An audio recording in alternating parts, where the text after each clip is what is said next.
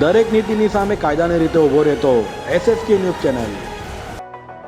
સુરતમાં હીટવેવથી બચવા બપોરના સમયે ટ્રાફિક પોલીસના જવાનોને ફરજમાંથી મુક્તિ આપવા બાબતે પોલીસ કમિશનરને પત્ર લખવામાં આવ્યો છે।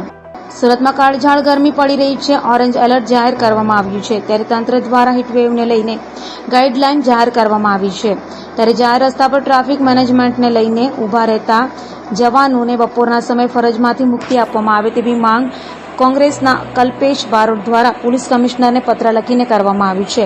કમિશનરને લખાયેલા પત્રમાં કલ્પેશ બારોટે લખ્યું છે કે હાલ 40થી વધુ ડિગ્રી તાપમાન ચાલી રહ્યું છે, ત્યારે જનજીવન અસ્તવ્યસ્ત થઈ ગયું છે। બપોરના સમયે રસ્તાઓ સુમસામ ભાસી રહ્યા છે, ત્યારે તબીબો પણ કામકાજ વગર ઘર બહાર ન નીકળવા સલાહ આપી રહ્યા છે। ત્યારે ટ્રાફિક જવાનોમાં પોલીસ અને ટ્રાફિક બ્રિગેડના જવાનોને ગરમીમાં ફરજ બજાવવામાંથી મુક્તિ મળે, જેથી તેમની તબિયત પણ જળવાઈ રહે।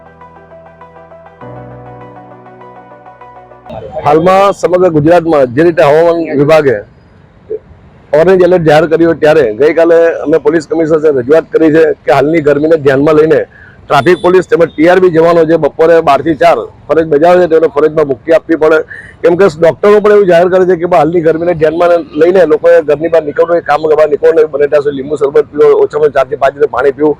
જે ટ્રાફિક પોલીસ જવાનો આ તડકામાં ફરજ બજાવતા એ લોકો ક્યાં લીંબુ શરબત પીવા જવાના, ક્યાં પાણી પીવા જવાના?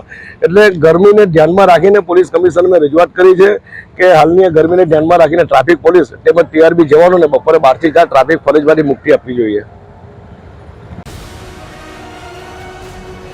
દરેક નીતિની સામે કાયદાની રીતે ઊભો રહેતો SSK ન્યૂઝ ચેનલ।